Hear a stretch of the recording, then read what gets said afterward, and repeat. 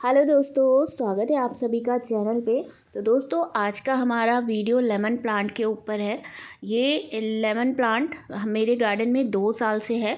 छोटा सा एक प्लांट लेके आई थी मैं, पहले छोटे पॉट में लगाया था, फिर लास्ट ईयर मैंने उसे इस बड़े टब में शिफ्ट किया था। अब इसमें भी इसे साल भर हो गया है। बहुत अच्छी ग्रोथ किया ये, और बहुत ही अच्छी इसने फ्रूटिंग दी है। साल में 2 बार बहुत ही अच्छी फ्रूटिंग हुई है, एकदम बल्क में। लेकिन काफ़ी दिनों से मैं नोटिस कर रही हूँ कि मेरे इस प्लांट पे कोई न्यू ग्रोथ नहीं आ रही है, और मेरा जो प्लांट है इस साल फ्लावरिंग नहीं दे रहा है। तो मुझे लगा कि इसका क्या रीज़न हो सकता है, तो मैं इसमें थोड़ा फर्टिलाइज़र वगैरह ऐड करूँ, हो सकता है इसमें फ्लावरिंग आए। लेकिन जब मैं इस पॉट की गुड़ाई करने लगी तब मैंने देखा कि पूरा ही जो पॉट है वो रूट बाउंड हो रखा है। काफ़ी सारी जड़ें इसकी बढ़ चुकी हैं। बरसात में इसमें काफ़ी ग्रोथ हुई, फोलिएज ग्रोथ हुई, और जिसके चलते जड़ों की भी ग्रोथ होती है। तो हमारा जो ये पॉट है, इतना बड़ा कंटेनर है, ये टब है बड़ा, वो पूरा का पूरा भर चुका है जड़ों से। आप देख पा रहे हैं पूरे ही पॉट में ये जड़ें दिख रही हैं।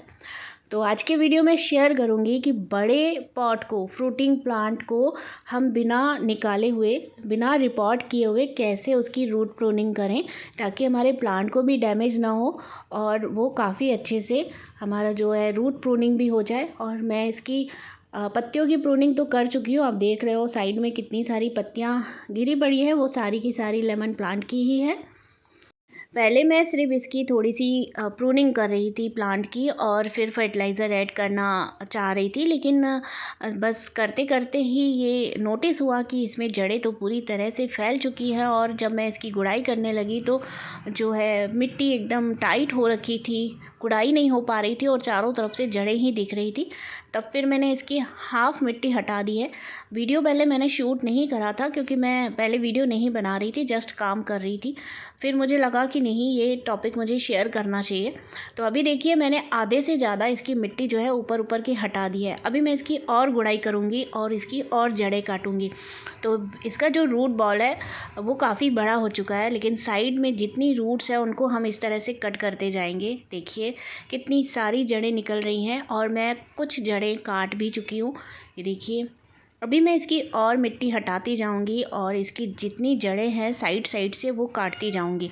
तो इस तरह से सेफली हम किसी भी प्लांट को बिना रिपोर्ट किए उसको रूट प्रूनिंग कर सकते हैं। जब हम बड़े बड़े कंटेनर में प्लांट लगाते हैं तो हर बार पॉसिबल नहीं होता कि हम उसको पूरा अपरूट करके, पूरा बाहर निकाल के और हम उसको रिपोर्ट करें। बहुत बड़ा काम हो जाता है, और इससे प्लांट को रिस्क भी हो जाती है, क्योंकि कई प्लांट काफ़ी सेंसिटिव होते हैं और पूरा उनको उखाड़ने के बाद दोबारा लगाने पे रिस्क हो जाता है, वो दोबारा सर्वाइव नहीं भी कर पाते। तो ये भी डर रहता है कई लोगों को। तो यहाँ पे देखिए, इस तरह से गुड़ाई करते करते पूरी मिट्टी को मैं लगभग मतलब 80% तक मिट्टी मैंने इसकी हटा ली थी। सिर्फ बीज का जो रूट बॉल है वो बचा हुआ था, और साइड साइड से काफ़ी सारी जड़ें जितनी इसकी निकलती जा रही थी, सबको मैं प्रून करती जा रही थी। तो अभी देखिए आप, कितनी सारी मैंने इसकी जो ये जड़ें हैं काट चुकी हैं। यहाँ से भी देखिए, चारों तरफ से मैं इसकी जो है मिट्टी की गुड़ाई कर करके इस तरह से इसकी सारी जड़ें काटती जाऊंगी। पूरी तरह से जड़ों की वजह से मिट्टी भी एकदम सख्त हो चुकी है, और जब पॉट में जड़ें ज़्यादा हो जाती हैं, मिट्टी कम, तो प्लांट को पोषण नहीं मिल पाता। और जो भी हम इसमें डालते हैं, फर्टिलाइज़र या पानी जो भी हम देते हैं, वो अच्छे से नहीं मिल पाता, प्लांट को बाहर निकल जाता है और मिट्टी नहीं ले पाती उस चीज़ को। तो इस वजह से हमारा जो प्लांट है वो फ्रूटिंग वगैरह करना बंद कर देता है। तो यहाँ पे देखिए, मैंने कितना पॉट खाली कर दिया है, और बीच बीच का रूट बॉल बस बचाया है। सारी जड़ें मैंने साइड साइड के काट दी हैं। देखिए, इस तरह से गुच्छों में जड़ें काटी हैं मैंने, और मिट्टी भी काफ़ी सारी निकली है। और इस मिट्टी को मैं रिप्लेस करूँगी, ये वाली मिट्टी को मैं अभी नहीं ऐड करूँगी।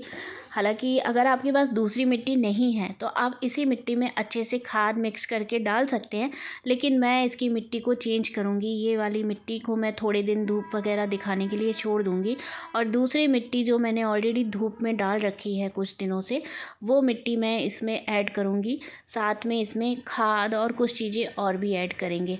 तो ये देखिए, यहाँ पे और भी जितनी जड़ें मुझे लग रहा है कि मुझे काटनी चाहिए, मैं काटते जा रही हूँ। तो यहाँ पे हमारे प्लांट की 60% तक रूट प्रूनिंग हो चुकी है और ये काफ़ी अच्छा रहेगा प्लांट के लिए। ना प्लांट डेंजर जोन में जाएगा और इसकी रूट प्रूनिंग भी हो गई है तो ये दोबारा ग्रोथ भी कर जाएगा। तो अब हम इसमें कुछ चीज़ें ऐड करेंगे। जितना पॉसिबल हो रहा था उतना मैं मिट्टी को लूज़ कर रही थी क्योंकि मिट्टी काफ़ी सख्त हो चुकी थी, नीचे नीचे की मिट्टी जम चुकी थी। बरसात में भी पानी लगातार मिट्टी में पड़ता है तो मिट्टी थोड़ी जम जाती है, तो इस तरह से ढीला कर रही थी और जितनी मिट्टी हो रही थी मैं निकालते जा रही थी। देखिए मैं बार बार छोड़ के फिर वही काम कर रही थी। तो काफ़ी सारी मिट्टी अब मैंने निकाल ली है। अब इस मिट्टी को मैं धूप में रख दूँगी और यहाँ पे मैं ऐड करूँगी कुछ चीज़ें पहले और उसके बाद खाद। तो कौन सी खाद दी है वो भी दिखाती हूँ। लेकिन सबसे पहले यहाँ पे फंजीसाइड ऐड करूँगी मैं, क्योंकि हमने रूट प्रूनिंग की है तो प्लांट पे किसी भी तरह का फंगस ना लगे, इसलिए फंजीसाइड ऐड करना बहुत ज़रूरी है।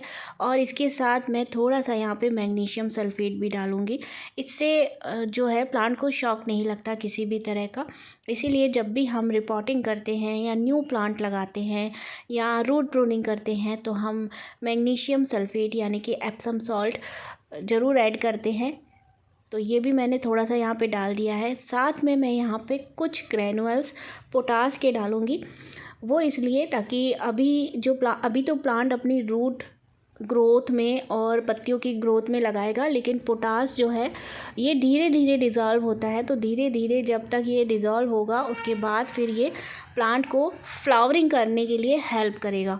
तो क्योंकि मुझे फ्लावर चाहिए और अभी इसका सीज़न भी है तो मैं इसे ग्रैनुअल फॉर्म में थोड़ा सा ही मैंने 1 चम्मच इतने बड़े पॉट में डाल रखा है। साथ में थोड़ा सा यहाँ पे मैं वुड ऐश डाल रही हूँ। आप चाहें तो यहाँ पे नीम खली भी डाल सकते हैं। मेरे पास नीम खली नहीं है और मैं नीम खली का यूज़ इतना ज़्यादा करती भी नहीं हूँ, मैं राख का इस्तेमाल करती हूँ। तो मैंने यहाँ पे राख डाला है। राख में भी पोटास होता है, साथ में एंटी फंगल होता है राख, तो वो अच्छा होता है इसलिए उसे भी डाल दिया है। और यहाँ पे मैं ये जो कंपोस्ट ऐड कर रही हूँ ये है वर्मी कंपोस्ट। वर्मी कंपोस्ट मुझे सबसे बेस्ट लगता है, प्लांट को बहुत जल्दी मिलता है ये। तो मैं यहाँ पे वर्मी कंपोस्ट ऐड कर रही हूँ। गोबर की खाद या कोई और खाद आपके पास है, किचन वेस्ट खाद, तो वो भी डाल सकते हैं, वो भी बेस्ट होती है। 1 केजी मैंने डाला है यहाँ पे इतने बड़े पॉट में और इससे ज़्यादा देने की ज़रूरत नहीं है। प्लांट को कभी भी बहुत ज़्यादा फर्टिलाइज़र की नीड नहीं होती है। और ये जो फर्टिलाइज़र है मैं इस प्लांट पे लगभग 6 महीने के बाद दे रही हूँ, तो इतना सफिशिएंट है इसके लिए। इसके बाद मैं इसमें नेक्स्ट फर्टिलाइज़र तब ऐड करूँगी जब इसमें फ्रूटिंग लगना स्टार्ट हो जाएगी और फ्रूट जो है थोड़े बड़े बड़े हो जाएंगे, मतलब चने से थोड़े बड़े फ्रूट हो जाएंगे, तब मैं इसमें फर्टिलाइज़र दोबारा दूँगी। तो वो वीडियो मैं बाद में शेयर करूँगी। अभी जो दूसरी मिट्टी मैं लेके आई थी वो मिट्टी मैंने यहाँ पे डाल दी है। जो इस प्लांट से निकाली थी वो मिट्टी मैंने बाहर धूप में रख दी और धूप में डली हुई मिट्टी जो मेरे पास थी दूसरी, वो मैं यहाँ पे ऐड कर रही हूँ। तो मिट्टी चेंज करने का क्या लॉजिक है? तो मिट्टी चेंज करने का ये लॉजिक है दोस्तों कि कई बार हमारा प्लांट एक ही तरह की मिट्टी के जो सारे पोषण है ले चुका होता है और वो जब हम उसमें रिप्लेस करके मिट्टी डालते हैं तो वो उसमें ज़्यादा अच्छी ग्रोथ दिखाता है। ये मेरा खुद का एक्सपीरियंस है। इसलिए बड़े बड़े कंटेनर से जब हम मिट्टी निकालते हैं तो मैं मोस्टली उन मिट्टी को चेंज कर देती हूँ। दूसरे प्लांट की निकली हुई मिट्टी या जो हमने धूप में रखी हुई मिट्टी है या खेतों से लाई हुई मिट्टी है हम उसे डाल देते हैं। आपने देखा होगा या आपको पता होगा कि जब किसान एक फसल काटते हैं तो उसमें दोबारा फसल नहीं उगाते हैं, मिट्टी को रेस्ट पे छोड़ देते हैं कुछ टाइम के लिए, फिर उसमें दूसरी फसल उगाते हैं। तो क्योंकि सेम फसल तुरंत उगाने से या एक के बाद एक उगाने से मिट्टी की उर्वरता कम हो जाती है और पैदावार कम मिलती है। इसलिए मिट्टी को रेस्ट देना ज़रूरी होता है ताकि वो कीट पतंगों से फ्री हो सके, दोबारा चार्ज हो पाए और दोबारा उसमें पोषण आ पाए। इसलिए मिट्टी को रेस्ट देना ज़रूरी है। इसलिए हम जब भी बड़े कंटेनर से मिट्टी निकालते हैं तो कुछ दिनों के लिए उसे धूप में रख देते हैं। अगर ऐसा करते रहेंगे आप तो एक ही मिट्टी को बार बार यूज़ कर पाएंगे। याद रखिए मिट्टी कभी भी ख़राब नहीं होती है। अच्छे से मिट्टी डालने के बाद पानी ज़रूर दे देना है। जब भी रिपोर्टिंग करते हैं या रूट प्रूनिंग करते हैं पानी ज़रूर देना है। अच्छे से पानी देने के बाद दोबारा पानी तब देना है जब मिट्टी दोबारा सूखी लगने लगे। जल्दी जल्दी पानी नहीं देना है। 20 से 22 दिन के बाद इस प्लांट पे न्यू ग्रोथ आना स्टार्ट हो गई और न्यू ग्रोथ के साथ सीधे फ्लावर बर्ड्स आना स्टार्ट हो गई है। लेकिन ये शाम के टाइम का शूट है और ये अच्छे से कैच नहीं हो पा रहा है। यहाँ पे अगर आप देख पा रहे हो तो न्यू ग्रोथ के साथ फ्लावर भी आ रहे हैं। तो मैं आपको अच्छे से दिखाने की कोशिश कर रही हूँ। अभी किसी भी प्लांट को जब हम डीप रूट प्रूनिंग या प्रूनिंग करते हैं तो एक डर बैठा रहता है कि दोबारा हमारे प्लांट पे ग्रोथ आएगी कि नहीं, कहीं हमसे कोई गलती तो नहीं हो गई। बस वैसा ही डर मेरे मन में भी बैठा था और जब इस पर ग्रोथ दिखी तब मैं बहुत खुश हो गई। भले ही हम गार्डनिंग में कितने भी पुराने हो जाएं, लेकिन प्लांट को खोने का डर हमेशा ही रहता है।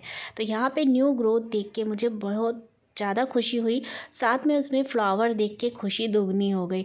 तो बहुत ही जल्दी ये फ्लावर और ये ग्रोथ और भी ज़्यादा दिखने लगेगी। मैं चाहती तो वेट करती उसका और उसके बाद अपडेट देती, लेकिन तब तक टाइम निकल जाएगा। अगर आपके प्लांट पे रूट प्रूनिंग या प्रूनिंग की ज़रूरत है तो आप अभी भी चेक करके कर सकते हैं, क्योंकि अभी उतनी ज़्यादा ठंड नहीं पड़ रही है। बहुत ज़्यादा ठंड में आपको ये काम नहीं करना है। तो अगर आपके जगह पे जहाँ पे आप रहते हो वहाँ पे बहुत ज़्यादा ठंड है तो आप ये काम मत करिएगा, सॉफ्ट प्रूनिंग कर दीजिए। लेकिन अगर आपके वहाँ पे बहुत ज़्यादा ठंड अभी नहीं पड़ रही है तो आप बिल्कुल मेरे जैसे रिपोर्टिंग या रूट प्रूनिंग या हार्ड प्रूनिंग कर सकते हैं अपने लेमन के प्लांट की। आपको भी रिज़ल्ट देखने को मिलेंगे। तो ये जल्दी से रिज़ल्ट शेयर करने का मकसद यही था, ताकि आपको अगर ज़रूरत है तो ये काम आप टाइम से कर लें। तो दोस्तों आज के वीडियो में इतना ही। अगर ये वीडियो कहीं पे भी आपको हेल्पफुल लगे तो प्लीज़ वीडियो को लाइक शेयर ज़रूर कर दीजिएगा। चैनल पे फर्स्ट टाइम विज़िट कर रहे हैं, फर्स्ट टाइम देख रहे हैं मेरा चैनल, तो चैनल को सब्सक्राइब ज़रूर कर लीजिएगा। मिलेंगे हम आपसे किसी और वीडियो में किसी और टॉपिक के साथ। तब तक के लिए बाय, हैप्पी गार्डनिंग।